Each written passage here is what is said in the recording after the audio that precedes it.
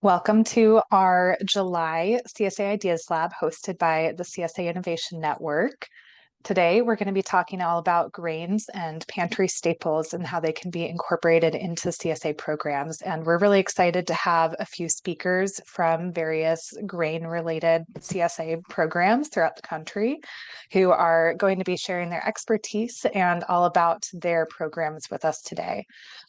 So thank you so much to our speakers for being here, and thank you to all of our guests for hopping on as well.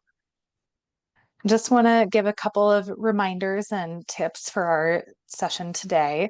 Please make sure that you are keeping yourself on mute for the main session, and that's in order to keep our recording clean and crisp. We'll be sharing the recording on our YouTube channel, website, over email and social media in the next day or two after the event wraps up.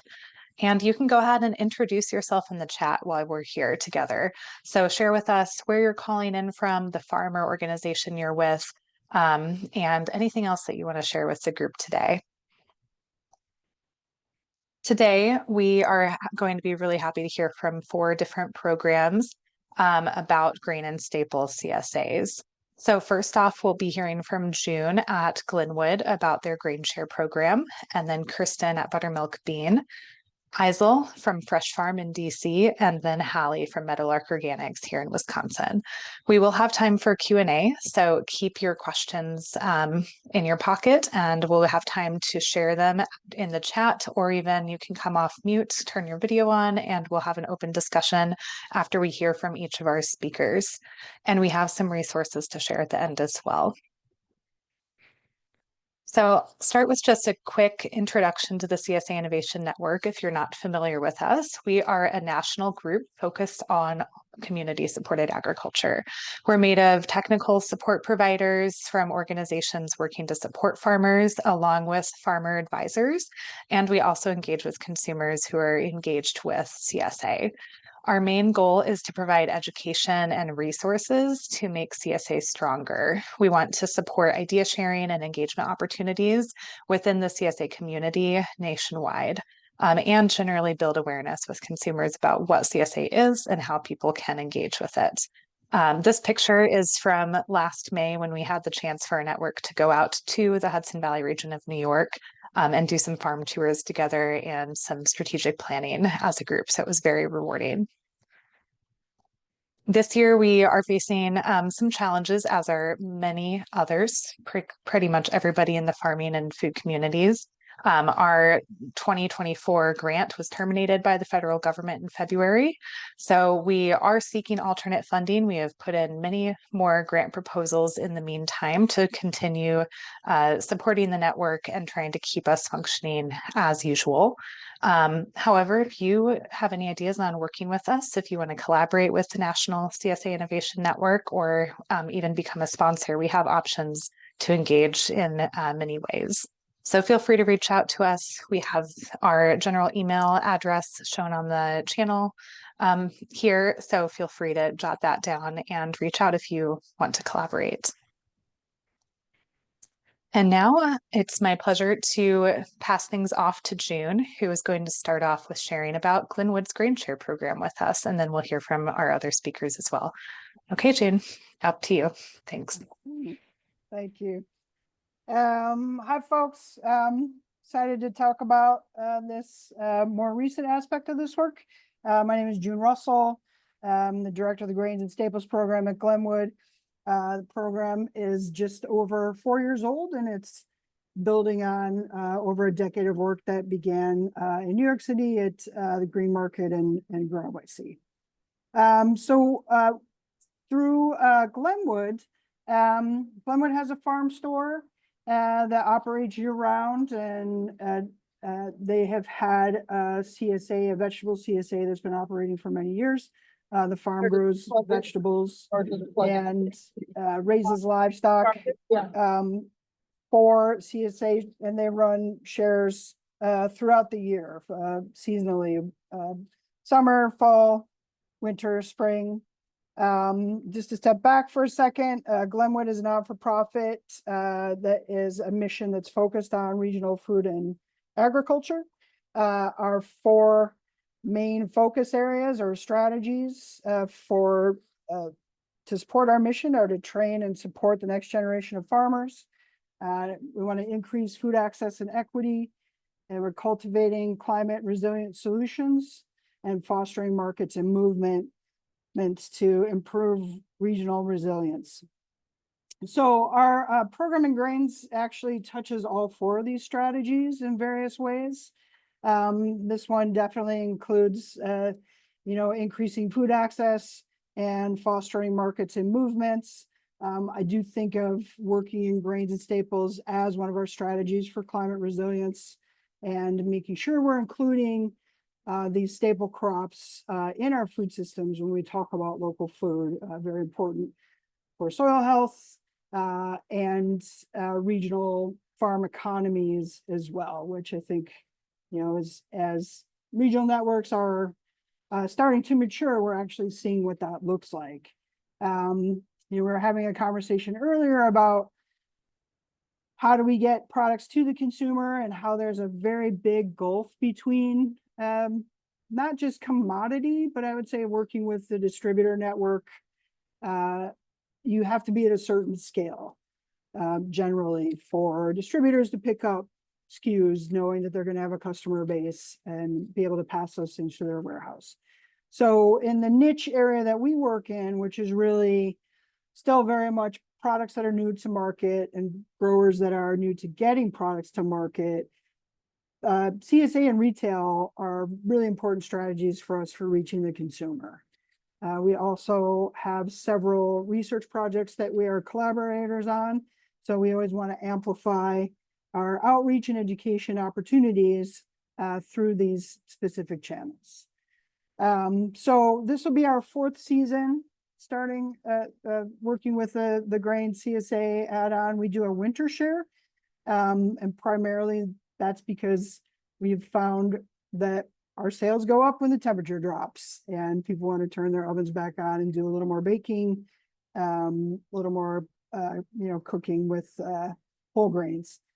So we have been doing this 7 biweekly pickups starting right before Thanksgiving. It runs till about the beginning of March.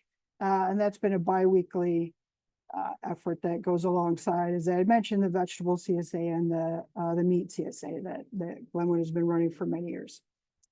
We have several goals in this CSA. One is to represent products more broadly from the Northeast, our region, so that we're including states from Pennsylvania up to Maine.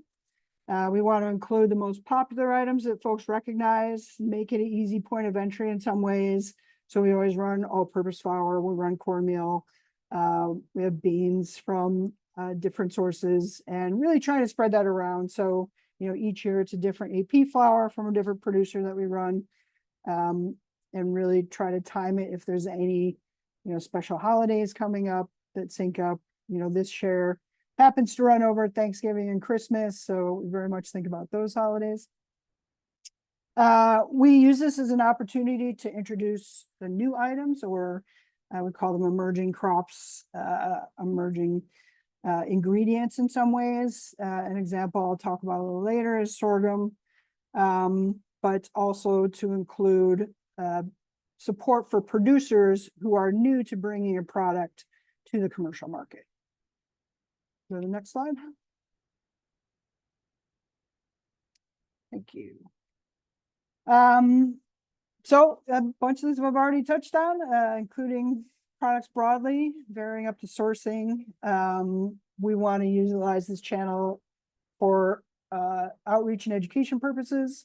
Each share includes information on what the ingredient is, the source farm, what that product might be, and any recipes that might inspire the users to dive in and work with something they might not be familiar with. We want to introduce new crops and products.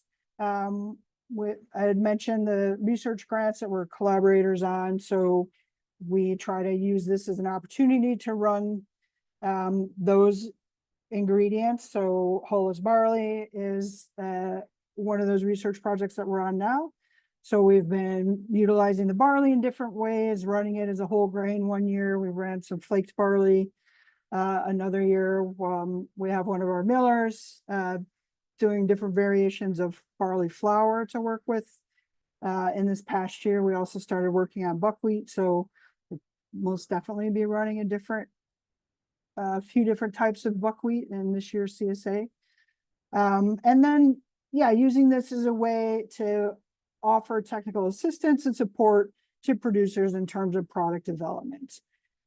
So what that can look like is, in particular, food safety has been a big concern, especially when it comes to the field crops. There's a different list of concerns than what produce growers are dealing with. In particular, grains are very susceptible to things like mycotoxins and other issues that come about in storage conditions. If you've held on to anything too long, you might become more familiar with, the insects, meal moths, different kind of vermin that wants to eat good food. I've noticed a big difference, I would say, between, working with commodity years ago, which nothing ever seemed to touch it when it was in my pantry. And then when we switched to working with fresh grains, the critters know when it's good and when there's nutrition in there. But it was a big learning curve, both as a home cook, but also we want to extend that to our producers who need further education on handling and what those food safety concerns might be. Also, we offer support in terms of getting things packaged. Glynwood has a licensed kitchen facility, and so we're able to do co-packing, support those producers either in developing their own label, or we can provide a label that has, all of the listings that our New York Ag and Markets wants to see in a legal label. We have worked with over 20 producers. I think that list has probably grown a little bit coming into this season. And once products are in the CSA, in the retail store, we're also able to add additional marketing and outreach support through social media. Our store manager has done a great job with Glynwood's Fresh newsletter that is specific to the store and the CSAs, giving some profiles on certain ingredients and to the different producers. And this year we started a pilot project working with a sister program at Glynwood called Regional Food for Health that our colleague Michelle Hughes runs.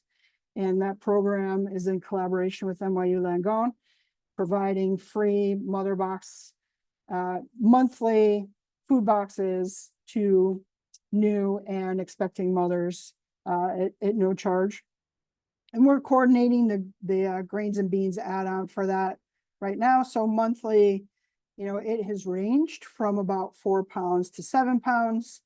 And they're giving us a lot of great feedback on preferences and uses, what we're hearing from that specific community that these boxes are going into. And we see this as a pilot for us to test out some capacity and also pilot some runs with different collaborative partners, those who could do co-packing and other distributors that are going into New York City and potentially in the Hudson Valley. So, for folks who are familiar with Glynwood, we are, out there in an area called the Hudson Highlands. And, just thinking through what is the likelihood of growing our CSA. We do know that folks are making a special trip out to Glynwood to the store because of the selection that we have to offer when it comes to grains and beans.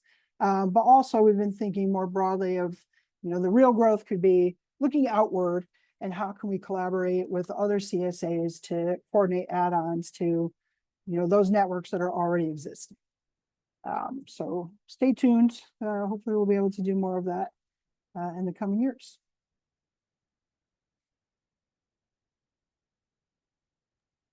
Great. Thank you so much, June. If anyone has questions for June about Glynwood's program, we'll have a chance to address those in the Q&A portion. But now I'm going to pass it over to Kristen to talk about Buttermilk Bean. Great. Thanks, Sadie. So hi, everyone. I'm Kristen Loria. So I'm here with Buttermilk Bean. We're based in the Finger Lakes of New York. specifically in the Ithaca, New York area. And I guess just a little bit of background about me and how I got into bean farming. I really got my farming feet wet in the Hudson Valley working in the vegetable CSA world. So I was mentored by Ashley Lair at Sparrowbush Farm, which maybe some of you know Sparrowbush. And we focused on a winter CSA that was a whole diet style CSA. So we grew a lot of vegetables, but we also grew some grains and worked with some neighbor friend farms to provide meat and dairy. So that was kind of how I was introduced to both CSA, but also growing grains on a smaller scale. And so while at Sparrowbush, I started growing dry beans kind of as like a side hustle and integrated those into our CSA program as well as some of our wholesale markets. So when I left Hudson Valley and moved back to the Finger Lakes, dry beans were kind of on my radar of what I wanted to expand production of. So I started Buttermilk Bean in 2021. And in the meantime, I actually did a master's degree in plant breeding where I got real nerdy about dry beans and bean genetics. So it runs deep at this point, I would say. But really we, moving back here and starting the farm, we really from the get-go started working with a local vegetable CSA. So that's the Full Plate Farm Collective here in the Ithaca area. And they offer, year-round vegetable CSAs. They work with, it's 2 vegetable farms that work together closely, and then they offer add-ons from a lot of different local producers. So they're really well established. They have a lot of pickup sites, and it was a really great fit for us to essentially offer what they call a side dish. So it was a dry bean side dish. And so that sort of side dish essentially became our bean club. And so I guess to back up before I get into like sort of our marketing, what we do now is so both myself and the network of farmers that I work with, we are growing dry beans and a little bit of popcorn on a small scale, but we're also doing even larger scale aggregation. So there's about 5 of us that are producing on the small scale. We share a lot of equipment. I've sort of cobbled together a cleaning line, and so we're cleaning our beans. We share a thresher that we pass around from farm to farm, and then we clean them, and then we're kind of packaging and distributing them as a team. And then we also source more product, mostly dry beans, from some larger organic grain farmers in our area. And so those farms, some of them have the capacity to clean their own beans. We're working also towards kind of building out the efficiency of our cleaning line so that we can work with farmers that don't have the capacity to clean. And so the goal is really to support diverse scales of farmers and also provide higher value markets for dry bean production. Because in our area, there really was quite a long history of growing dry beans, but a lot of the sort of regional markets have gone away, and the canneries that are left, the market channels that are left are quite low value. So it really was kind of about rebuilding that culture in our area. I could probably go to the next slide. And so until recently, we had what we called a winter bean club or a bean club. We recently found out that the term bean club is trademarked. We were made aware of this by a certain large heirloom bean purveyor you might have heard of. So we're pivoting on the name at the moment. Pretty sure CSA isn't trademarked, and that's kind of what we're all about anyway. So We'll see how that evolves, but essentially that was the inspiration from the get-go was the CSA model. And so it really is kind of like a curated set bean share, and currently no customization options or anything like that, but it really is about kind of sharing a diversity of beans from different farmers and really telling the story of where they come from and why it's cool and why they're delicious. So as I said, we really got started before we kind of anyone knew about us, working with Full Plate and being able to tap into their distribution network was huge. I mean, that was totally how we got started. And also connected with friends farming in the Hudson Valley area and did some local pickups there. So for the kind of in-person pickups, we did a monthly share essentially from December to March. And then we also added on a mail order option. So the beauty of grains and beans is you can really ship them relatively reasonably.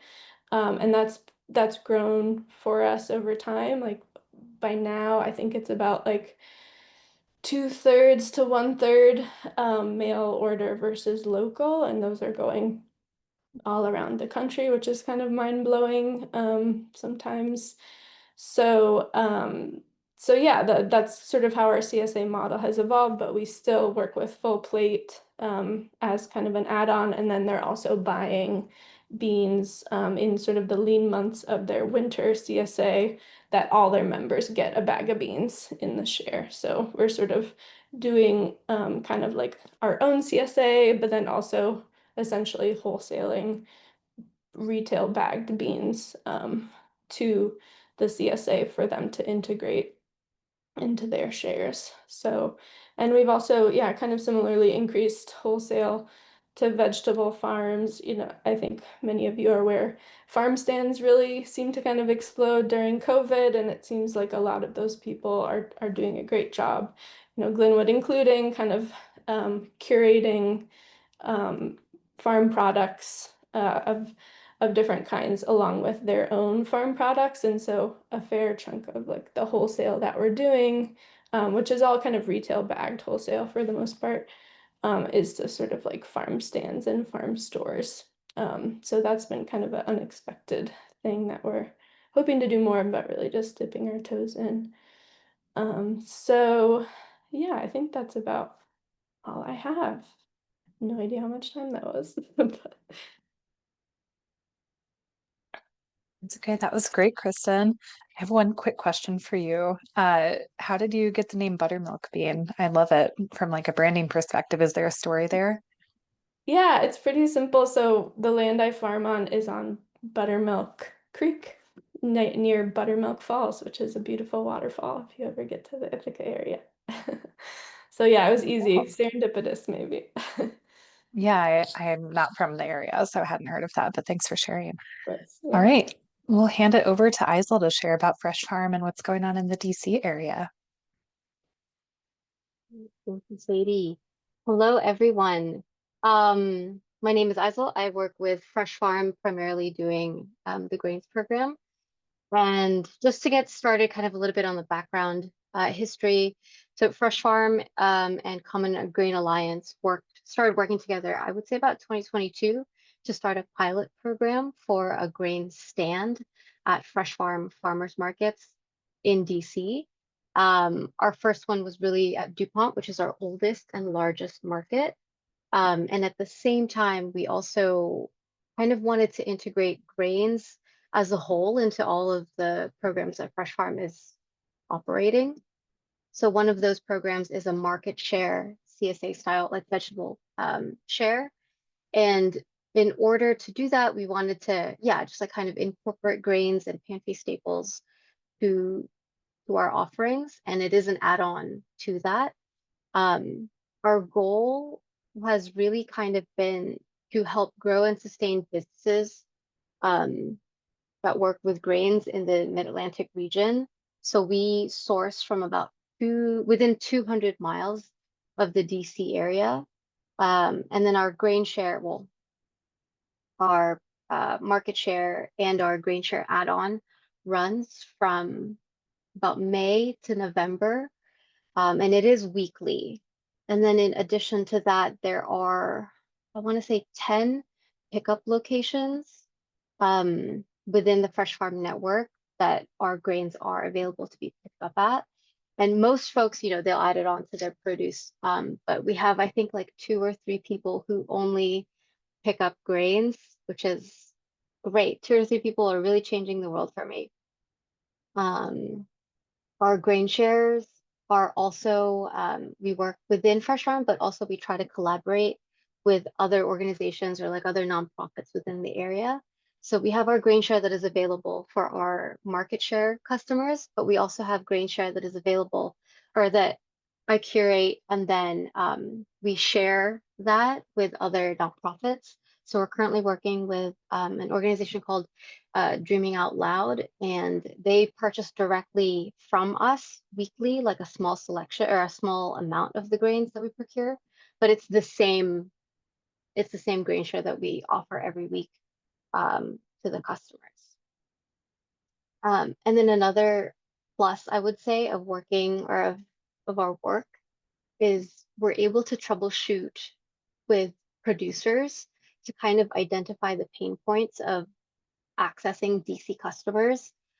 Essentially, you know, we work with quite a few, I think we work with like over 10 grain farmers or producers. So like folks who either grow their own grains or folks who purchase local grains and add value to it. So somebody like a pasta maker or a miller, etc. But within that, it's also it's trying to find a way to make sure that they understand how to get the products to DC, because we get from such a wide variety of folks and from such a large scale of folks. So somebody that's 150 miles away might not want to make the weekly drive to deliver grains into DCs, and it's totally understandable, especially with the traffic here.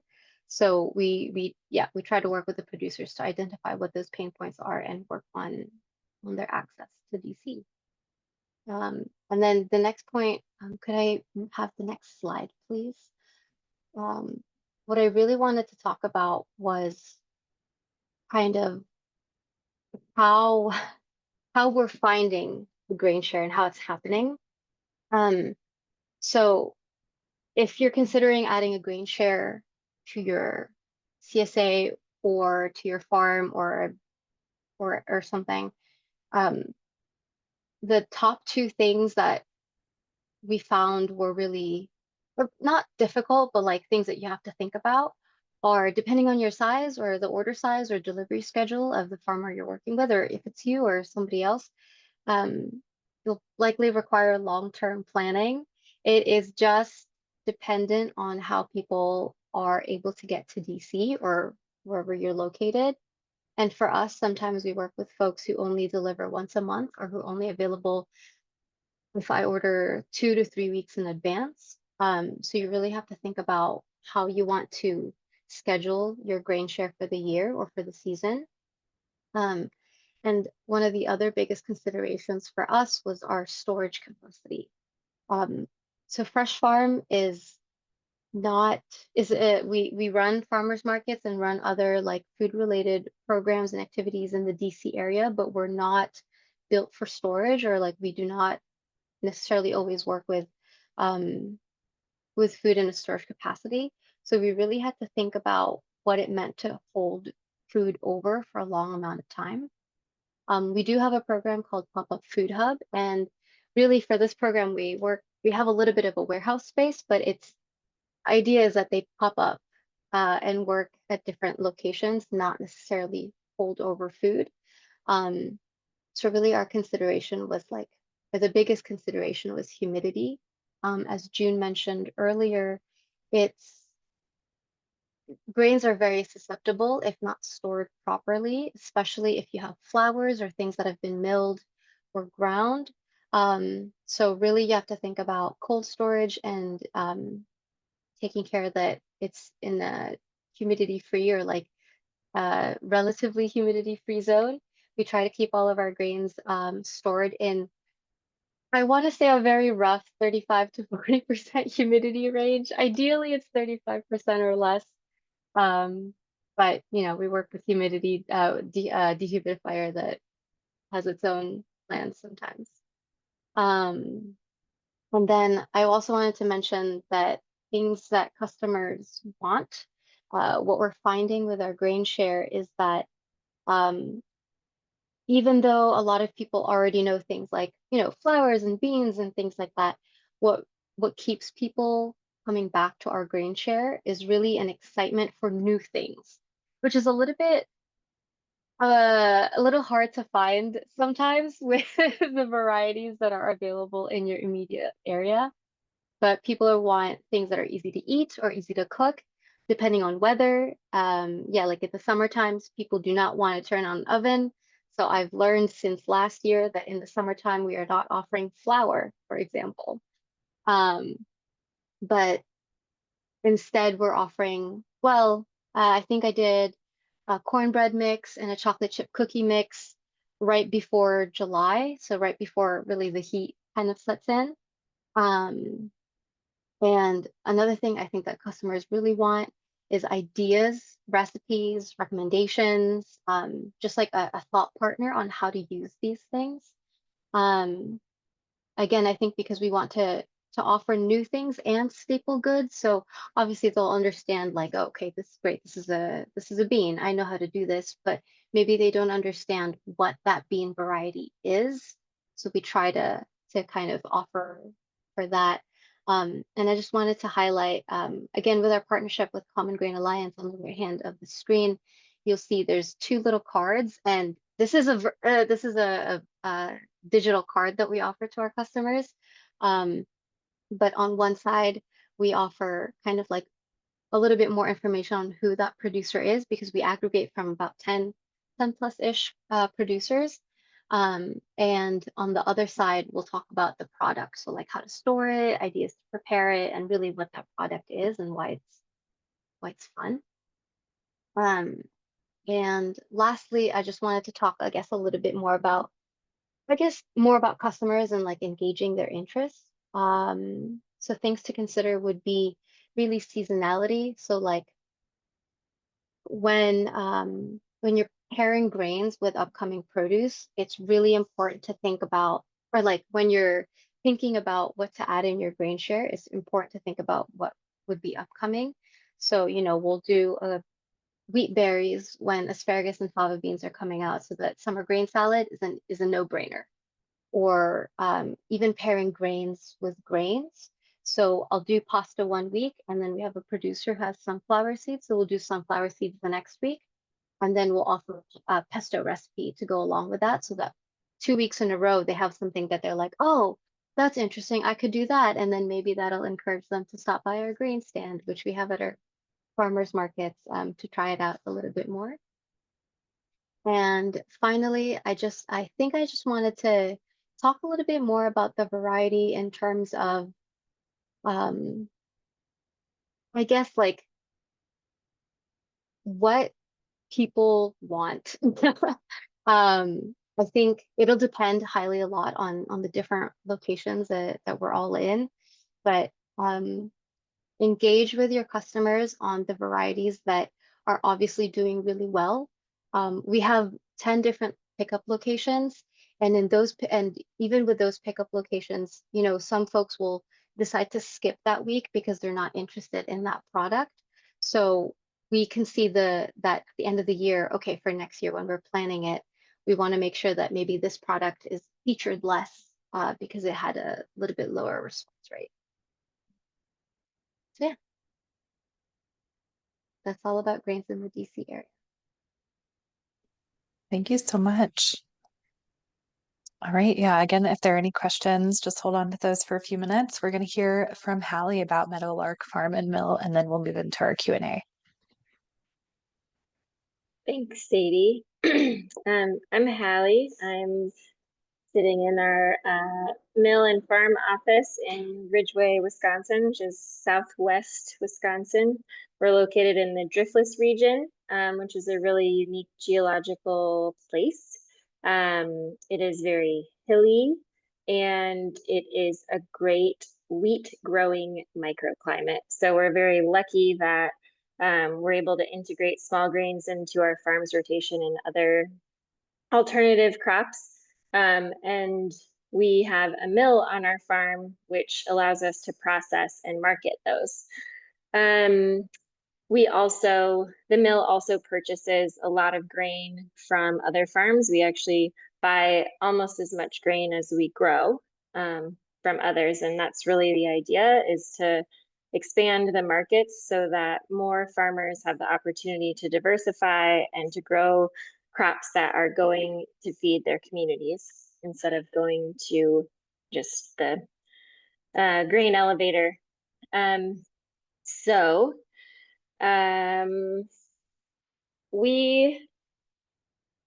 my husband and I have been farming here since 2015. This is our 11th year, and we have learned a lot. And we have really done a lot. The mill has been operational on our farm since 2021, but there was a little bit of this in-between moment that unfortunately overlapped with COVID. So our mill was under construction and we were in transition, milling at a previous location and packing in a different location. And it was kind of chaos when the flower boom of COVID happened. So, everybody knows that the flour wasn't available on the grocery store shelves. Those big companies weren't able to pivot.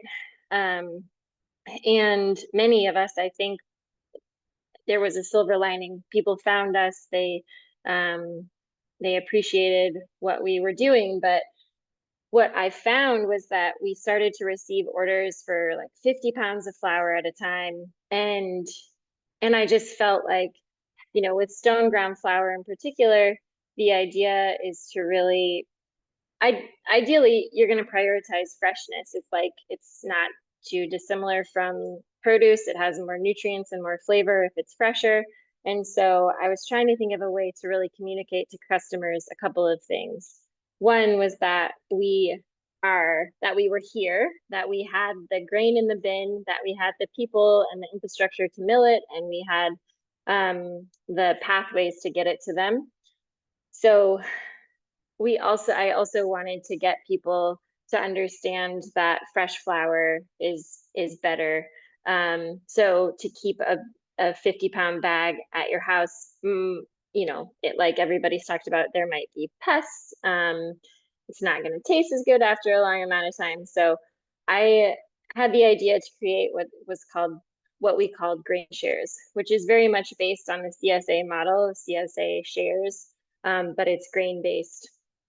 And so when we started, we were just using our Squarespace website platform, which we really did feel like was the best one to do the subscription model, but it definitely had limitations.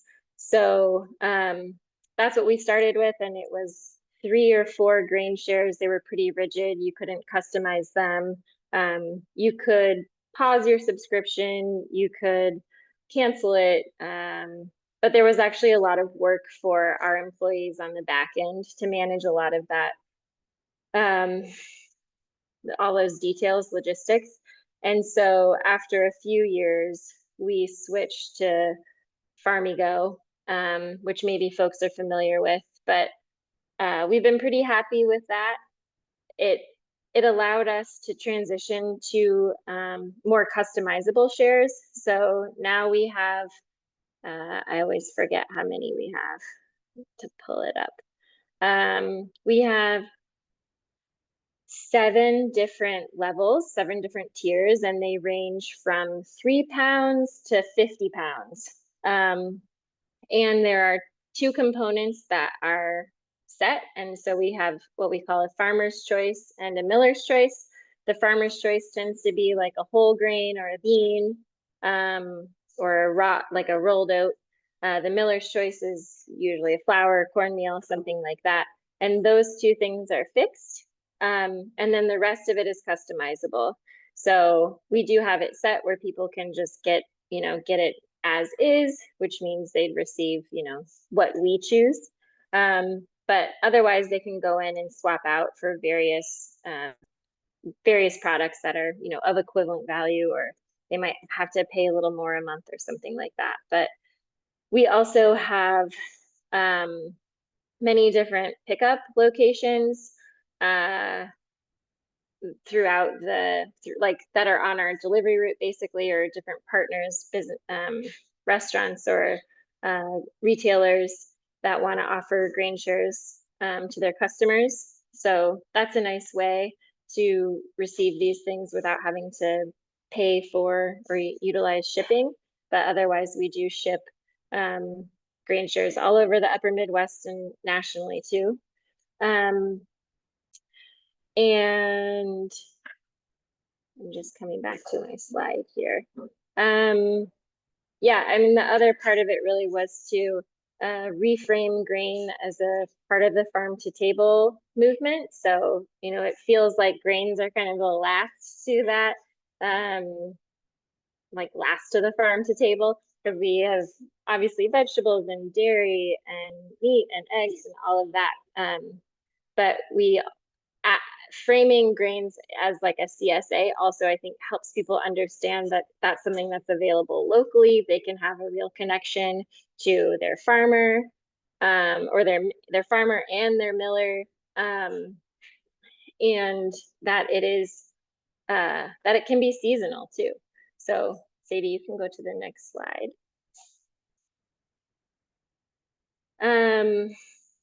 So our grain shares tend to, you know, it definitely, we have that seasonality where it dips a little and then peaks closer to, you know, into the holidays, into the fall. But on average, we have anywhere between 90 to 110 grain shares that go out a month. And like I said, they can range from 3 pounds to 50 pounds. And it's always a moment of gratitude for me to be packing those boxes and shipping them all over the place and being like, wow, what are people doing with all this product? We do, you know, do have core products that that are central to each option. And usually that's like all-purpose flour, bread flour. And the farmer's choice and miller's choice really does allow us to try out new products, or like move something. If we say, oh, we ended up with a ton of coarse red grits, like let's put those in. So that is really helpful to us. We also produce a recipe card that goes with either the miller's choice or farmer's choice every month, and include that in the box. At one point I was writing newsletters, and then I just got too busy to do that, and nobody has really complained. So until people start asking for it, I'm not going to spend my time doing that. But I think that it could be a nice thing. I have a vegetable CSA and I always read my newsletter, so I don't know. Maybe we'll get back to that at some point. But one of the other things that we have done is that we have been contacted by other CSAs to add grains into what they're doing. There are a couple of big CSA farms that do year-round offerings, and so we always are a part of their winter shares. Some friends, you know, get bags of beans at the start of the season when they feel like their vegetable offerings are sorry, hold on, are a little light. And then there's also vegetable farmers that are starting to grow small grains in rotation. And so we're able to clean them and mill them and package them, and they can distribute them to their CSA customers, which has been a real fun kind of full circle thing for us. But yeah, I think grain shares in general for us have been a really nice way to have a very consistent direct to consumer channel, and like, you know, it's a pretty steady chunk of income every month. And it is nice to be plugged into the CSA network and feel like you know, we are bringing value to other people's CSAs and getting into more homes that way. Let's see if there's anything else I was wanting to talk about.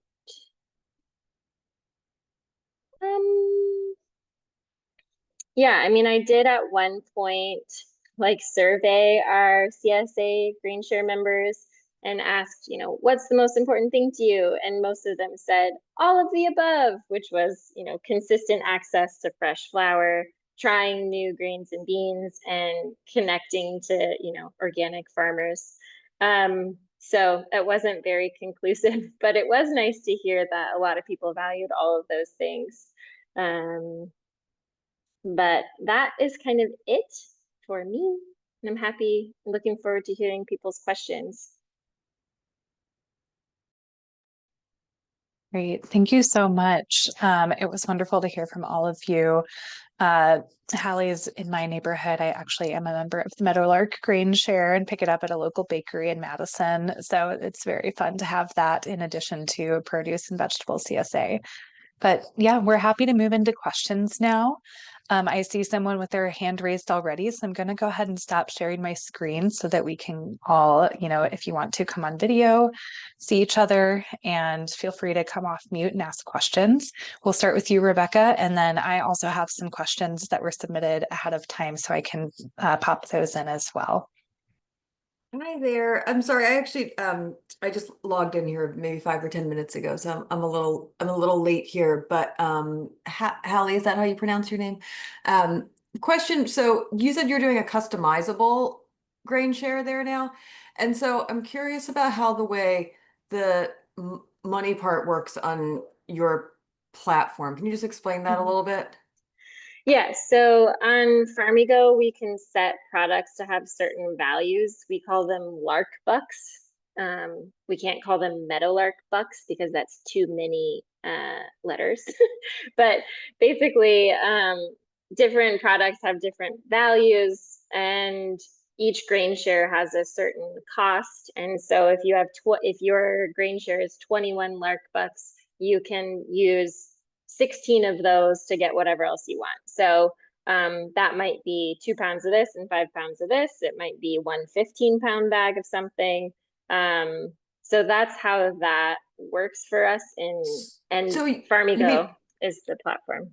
So you said 16 out of 21. So where's the $5? So the 5 would be like the fixed cost associated with the farmer's choice and the miller's choice that we say our grain share members can't swap out because that's just part of the deal.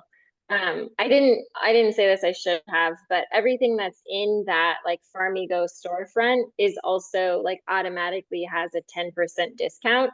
So our grain share members, by being subscribers, automatically get a discount on whatever else they are ordering, basically.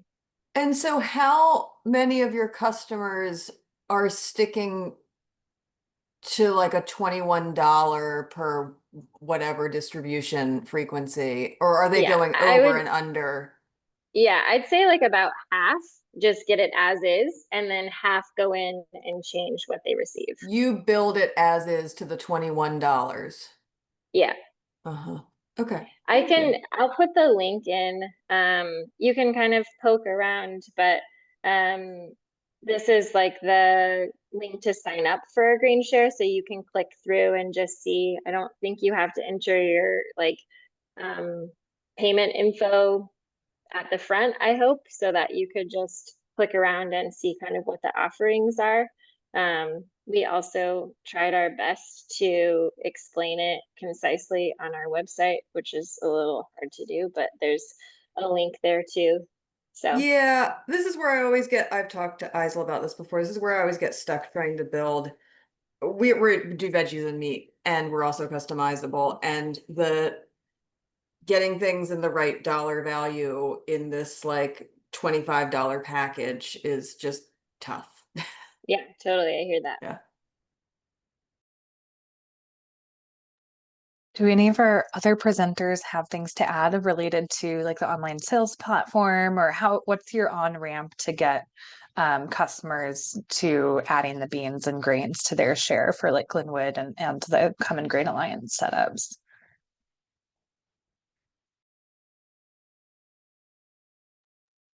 I can share. Go ahead, Yeah, Jane. yeah, ours is pretty basic. The farm store manager has been manages the subscriptions to the different CSA shares and starts the promotions usually end of September, beginning of October, probably about a month in advance. And it's yeah, pretty simple, straightforward sign up for us. It's not that complicated right now. I'd say it's about the same for us, and I'll add it in the chat as well. We use local food marketplace for our market share.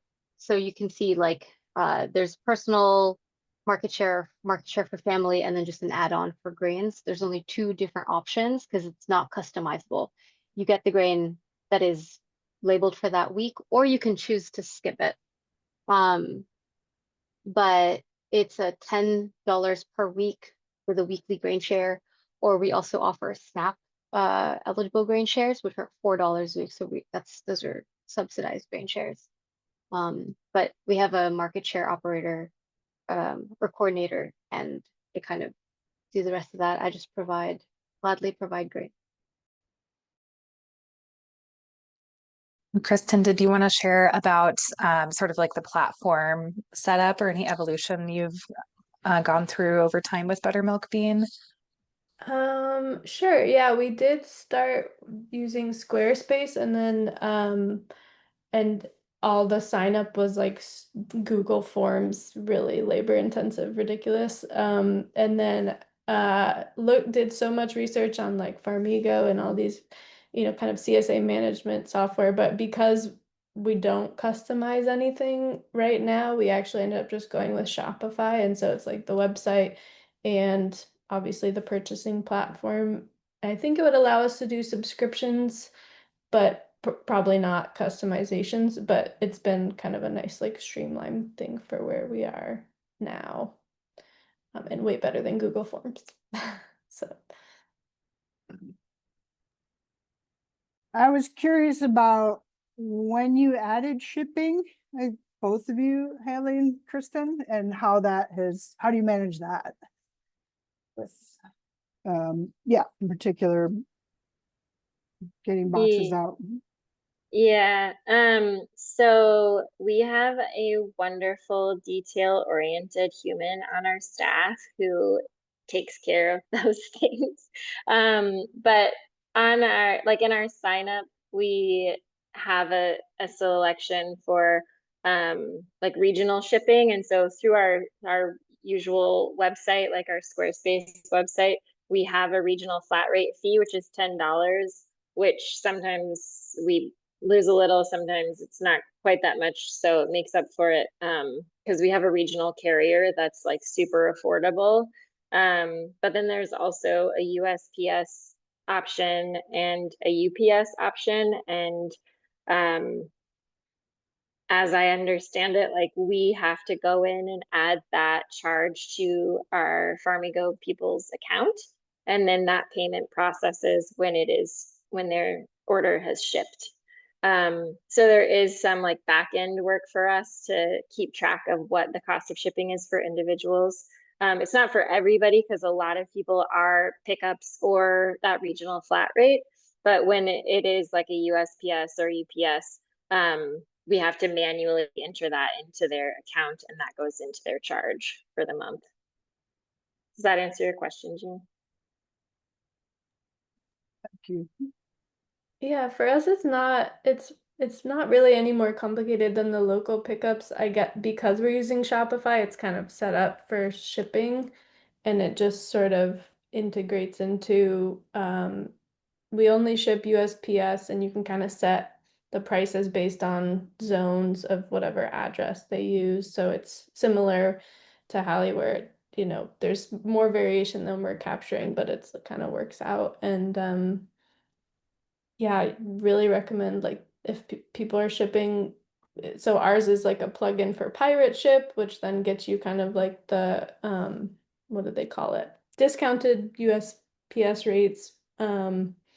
So it's pretty seamless with Shopify, I have to say. It gets annoying if you are having people pay once and you're shipping things multiple times because it's just like not set up for that. But for then you kind of have to do some annoying manual things, but I think for one-time purchases, it's obviously that's what they're intending to do. And if you use some of their like subscription functionality, it would probably work pretty seamlessly too. So, but again, without customizing, it's a lot simpler. So like that's a whole can of worms for sure. And did USPS pick up? Are you able to call and have Yeah, them pick most up? of the time. Sometimes they need to be checked in with. But yeah, I don't know. I mean, I'm hearing things about, USPS like becoming less reliable. We haven't had problems, and they do come, yeah, they'll come pick up, which is really nice. So.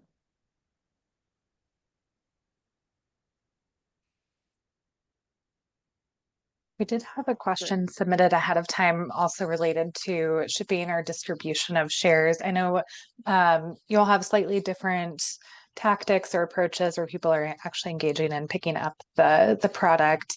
How does distribution work, or how many of your customers are in rural areas that sort of require like an individual personalized shipment rather than them getting it from a local company or a farm stand or farmer's market? And do you see any like added difficulty in reaching those more rural or distanced customers? Fortunately, we really do have this. So the carrier is called Speedy Delivery, and you can ship like up to 25 pounds for like $11. And they go everywhere. So the sometimes we have, PO boxes and those have to go USPS, but that carrier really like enables us to have that access to so many people. And it is like super regional, it's upper Midwest, not all of it, but a lot of it. So that's really helpful.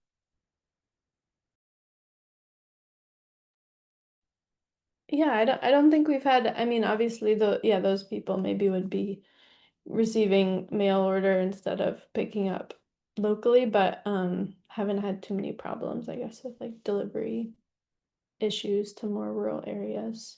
If you have a mailing address, it generally works. And getting more into marketing conversation, and this is an area that we talk about a lot from the CSA Innovation Network, but mostly for like vegetable produce farms. So, what would you attribute to be the most valuable thing to get the word out about your CSA program, whether that is partnering with a vegetable-driven CSA or produce locations like a farmer's market, or other marketing tactics? What do you think is most valuable in getting signups for you as grain programs? Eizel, how about we start with you and then we can go around the other speakers? Yeah, absolutely.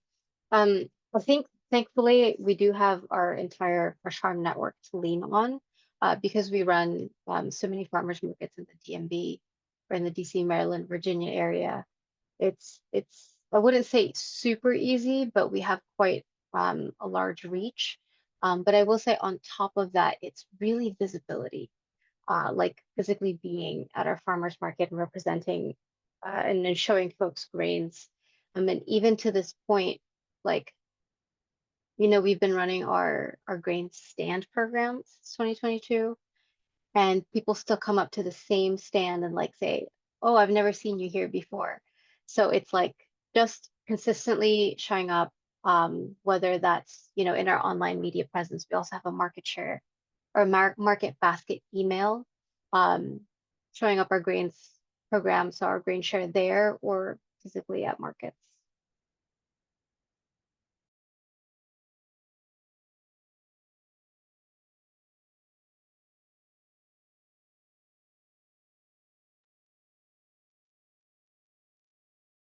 I guess I'll go next. When we launched our CSA, like the first month we had 35, and then we had like 60, and then we had 80, and then we had 120. So it kind of like happened pretty fast. And actually, I think a lot of our customers are from 2020, and there has been a lot of word of mouth. We uh are actually kind of like hesitant to try to grow it anymore, because then we would have to increase the number of weeks that we call grain share weeks. Like this one is a grain share week, so we're like packaging and shipping out a ton of product. And if we added more, we would have to have 2 grain share weeks a month, and it's just like balancing labor and capacity. So I don't know. I mean, the thing that I think has really captured people is if they come to our website and they place an order online, then if they like what they see, then there's this, introduction into grain shares. And sometimes people like our existing customers and then transition to that because it just fits their life. But then we also have people that go the other way, that sign up for a grain share and then say, actually, I think I'm just going to order a la carte. That makes more sense for me. And it's like, great, whatever. But we don't do a ton of marketing necessarily, just because we're kind of at capacity right now.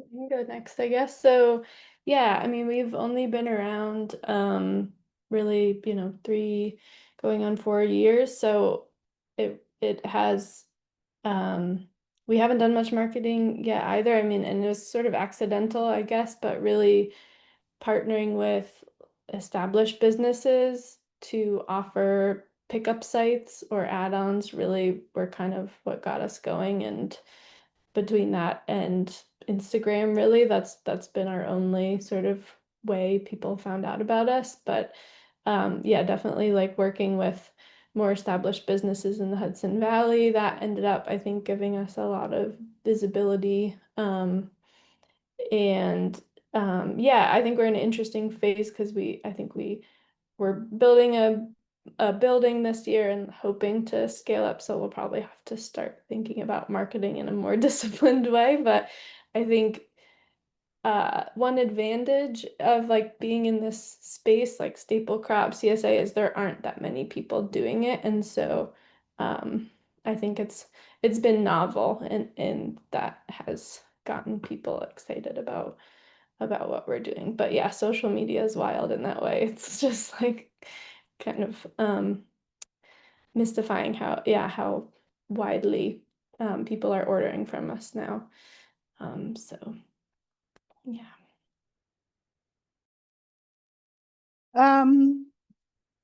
Yeah, I think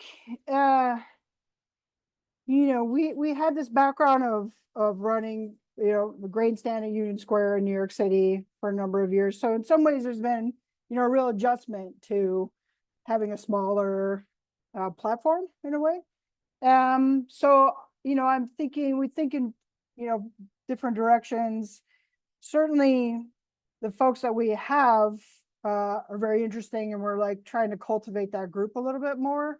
To participate in some of our grant work and give us feedback on certain products, and see if we can engage them more in that participatory part of some of that research work. And I just happened to be sitting in front of the farm store one day, because sometimes we'll run things at sorghum, I think I had mentioned but didn't actually talk about, but there was a model that came up a few years ago, carbon sponge, great project. And somebody put her in touch with me, and she's like, oh my God, I have 200 pounds of sorghum. What do I do with this? And I think, okay, well, we can help you with that. And we're able to buy, 50 pounds, put in the CSA, put in the store, grind some for flour, start to test it. And I was always wondering, like, who's going to push back on this and say, like, I really don't want this item, or I can't believe you put this in our share. And nobody has. And I was sitting out front one day, and just spontaneously, somebody walked up and had no idea who I was and just said, "Oh yeah, I'm a member of the grain share and I got the sorghum and I didn't know what to do with it, but I looked it up online and you know, she pushed herself to work with it." And I was like, that is amazing. And if folks are looking to us for that a little bit, to like, Eizel, to what you said, people are now enthusiastic about, new products, new ingredients. Of course, it's like, do you know how long it took us to get AP flour? we want to keep celebrating that as well. It's still special. But yeah, I've been really impressed with the willingness of, kind of a small but very interested, curious group that is going along with us. I'd say on the other end, because I do think we're a little bit restrained by, some of our location and scale, we're looking at connecting more broadly with the supply chain and doing some more of that. Like I had mentioned with the Mother's Box pilot, we're able to do some test runs with different potential partners. Maybe, hopefully in the future, we'll be able to really mobilize those, with the goal of getting more grain out there to more consumers that supports our growers. So yeah, I would say, continuing to build that network and a real supply chain that can serve more customers and the growers. I think right now we see a distributor might carry one producer, but there's still so much available that is not really in the larger supply chain. But that's exactly where we work, right? That's our focus.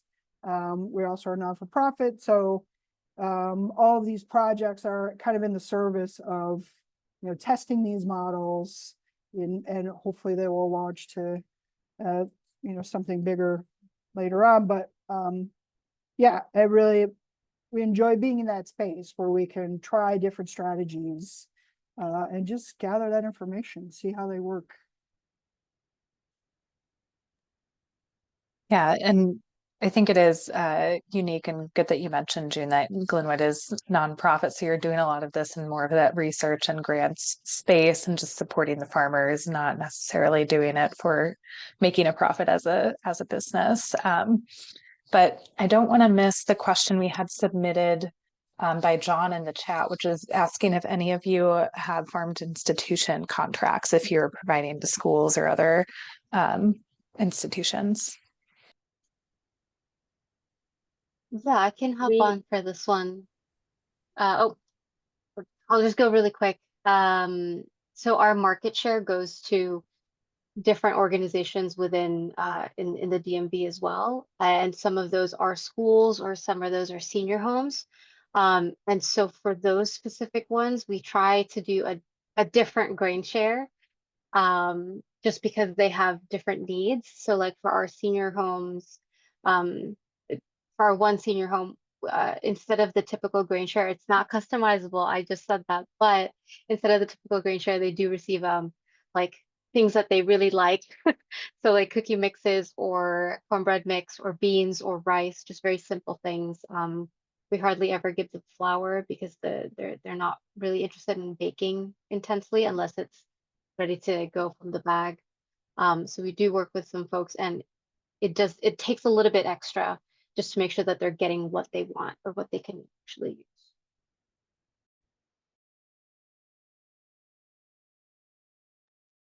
Yeah, that's really cool to hear. June? Yeah, I would say we've been doing a lot of I guess research to sort of identify what that current supply chain institutions looks like.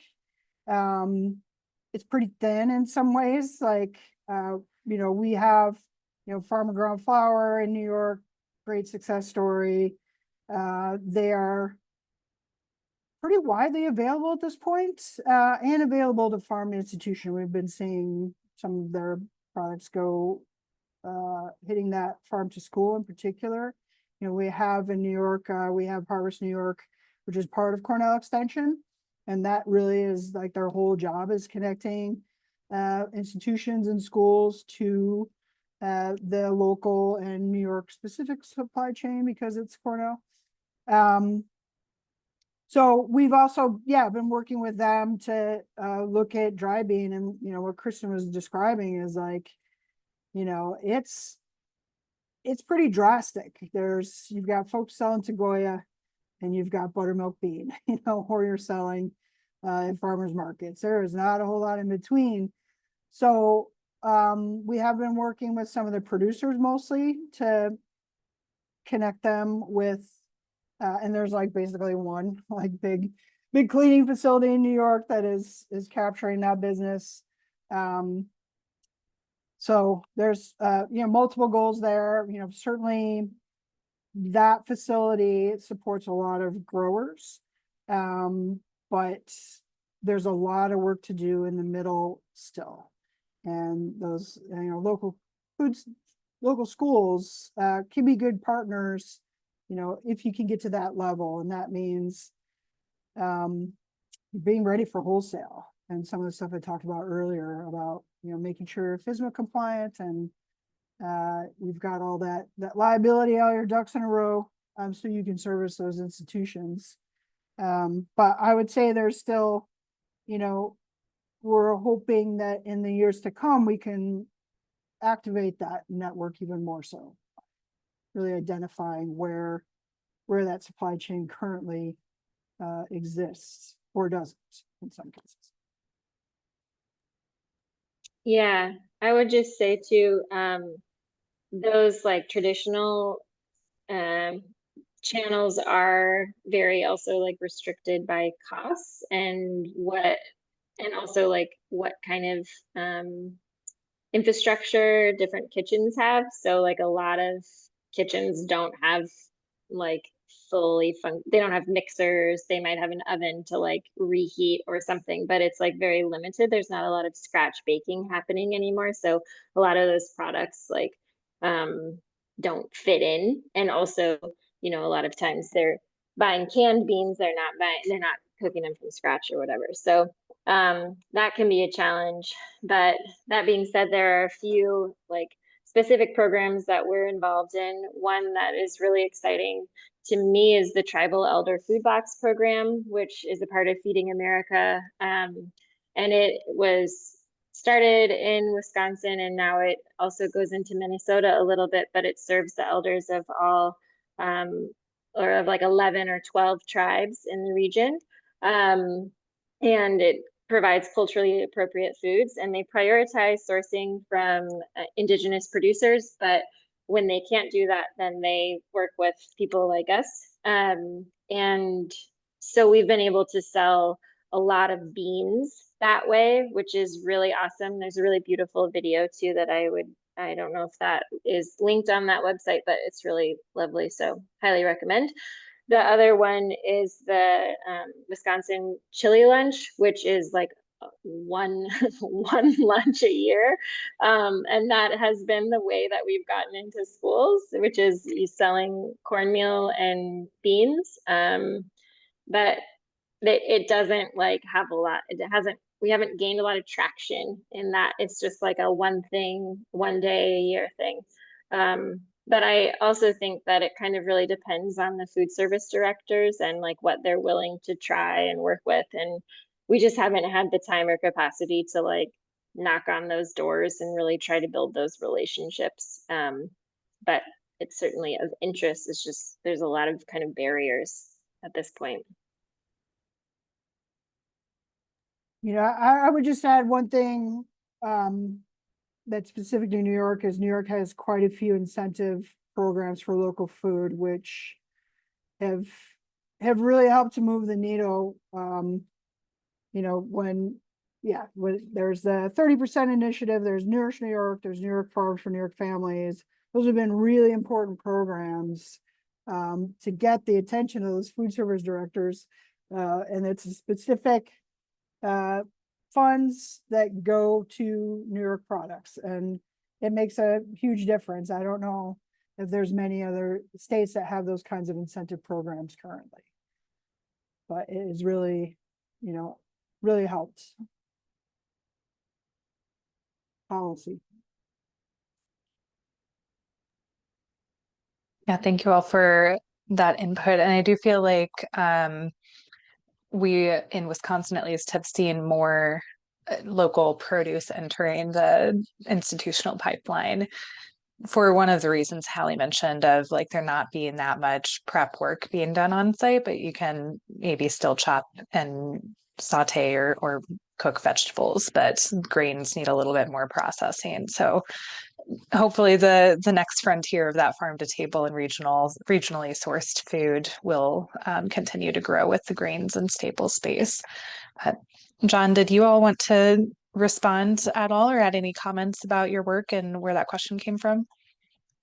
That was actually Jalal's question, so I'll let him do it. I mean, yeah, it's both questions. I think we are, in the process of thinking about, how we've been working with prisons and trying to figure out how to get food into prisons for a long time, and also in the process of getting infrastructure funding and want to do a grain mill, and are trying to figure out what are the best avenues for the grain mill for ourselves, but also for other farmers in the region. And so, just trying to think through, is it a CSA model? Is a farm to institution model? Is it, the retail wholesale models? So I think I'm just trying to figure out what has been done out there that's like really successful, that y'all might have heard of.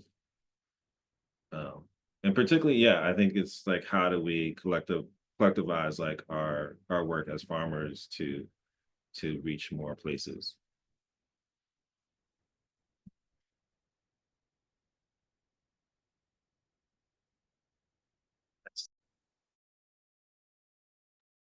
Anyone on our panel have thoughts related to that? I know it's a big question of like, the CSA model and reaching more people.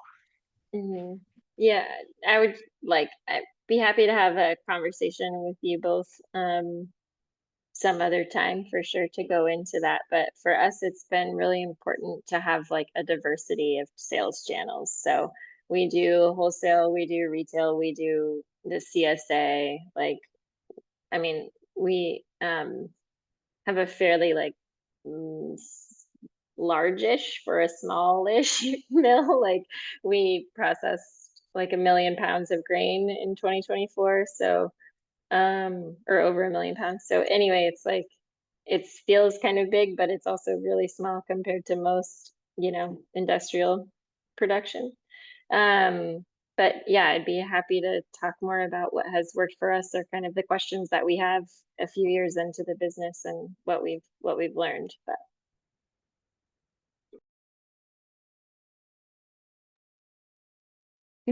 I think for startup, Jalal, retail is a good way to go to, first couple years, test market, get your product down, get some feedback. Sometimes it's about identifying where the customers are. And then, as you grow, as the business grows and the production of the crops that you're working with, then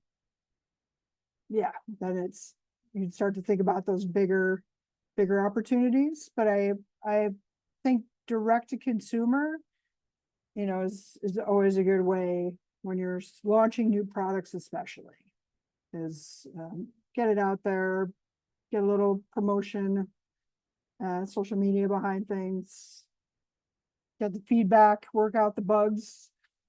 Hopefully you won't have any bugs. I think Kristen, you're probably that maybe a similar concept, at least, of aggregating, working with multiple growers, and then having that collaborative marketing.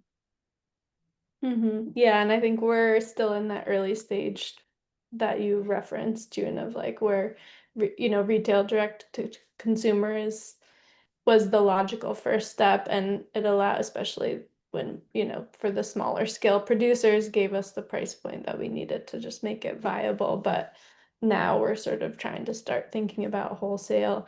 And even just as a processor, you know, before we were renting a barn space, we had kind of old cobbled together cleaning equipment, and we really couldn't handle either cleaning or marketing more than like an acre or two worth of a variety from a farmer. And, you know, to work with any of the larger organic grain farmers in our area, like that's, you know, they want to plant 5 acres or 10 acres at least. So I think I definitely agree that, and we're starting to be able to think towards that, but it has certainly taken time of just like, yeah, learning the equipment, upgrading equipment, figuring out what our marketing channels could look like as we grow. So I agree. Yeah, direct to consumer is much more forgiving in terms of scale and price and regulation, as June has educated me on sometimes. So yeah. Yeah, thanks for that conversation. And Jamal and John, we will have the links and contact info for all of our panelists out with the materials that will be shared after the presentation, so you all can get in touch afterwards. Wanted to just toss one more quick question out to the group before we wrap up the presentation. What have been successful methods for you to connect with existing CSA farms or like produce or meat producers in the area whenever you are looking to offer consumers more of a whole diet experience or one-stop shop? Any experiences there to share?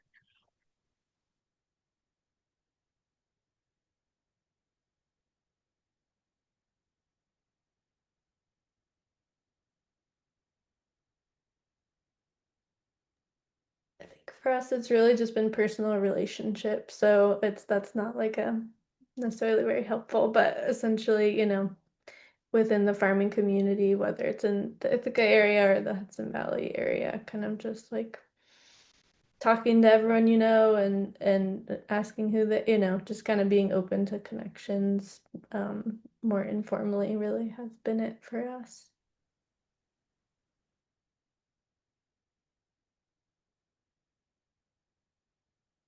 Usually get a combination. You know, I think we're always looking to do outreach when we learn about folks, you know, who are either interested or are in production already, and try to make contact just so, you know, they're on our radar and we can either help to connect them with other resources they might need, or yeah, is this a producer who would be a good you know, candidate for a CSA or to bring in a retail item? Or do they have an item that needs a little more of a boost for marketing and that exposure? You know, we do get, you know, folks do reach out to us looking to source for various things. You know, sometimes it's a business idea and they're looking for a grower to supply, or yeah, they're looking for well, we got a request recently from an Italian baker who's trying to replicate this, you know, flour blend that he had growing up. And so, you know, we've been putting a little legwork to see what we could put together for them to test with some R&D. You know, a lot of, I think it's folks mentioned, you know, it comes down to money, time, capacity as well. And so thinking about, you know, this expansion idea of how can we add on. Last year we did one pop-up at a CSA pickup location that went really well, and thought, since, yeah, until we have like a larger staff or more hours in the day, that would be a strategy we might try out again, is just rather than coordinate a whole add-on, we could just start with doing, you know, pop-up and get to know the CSA members a little bit more of what the demand might be, what the interest is, you know, also the operators of that CSA. But yeah, when we did that, just that one time, you know, during the pickup, I think we had over 50% of the members made purchases of grains when they were there to pick up their vegetable box. So, yeah, we're interested in doing some more of those this year and see if we can gradually expand those relationships.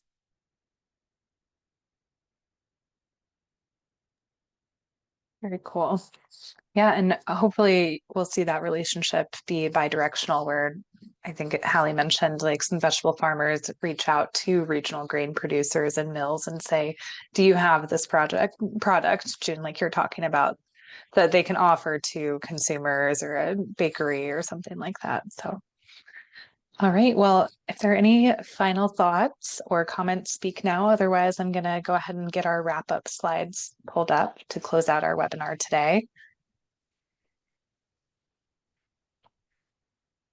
All right. Well, thank you so much for being with us, and to all of our speakers. It was really wonderful to hear about your grain programs in more detail. And thanks for the great questions that we got from those of you who were on the call with us too. We'll share out these resources over email to everybody who registered for the call, and they're always available on our CSA Innovation Network website. So you can hop into our resource library to find plenty of information about marketing CSAs or financial considerations, and information about e-commerce options and different platforms, et cetera. We are working on scheduling more CSA Ideas Labs in this series, so stay tuned for upcoming events. And you can also find us pretty easily on Instagram and Facebook just by searching for the CSA Innovation Network. So thanks everybody for your time today. And if you do have any questions, follow-ups, or if you wanted to connect with anyone who you saw here on the call, feel free to reach out to the info@CSA Innovation Network email address, and we'd be happy to work with you and help you find connections. Again, thanks to all of you for your time, and we will see you again next time. Have a great rest of your week, everybody. Thank you. Thank you, Sadie. Thank you. Thanks, everyone. Thank you. Thanks, y'all.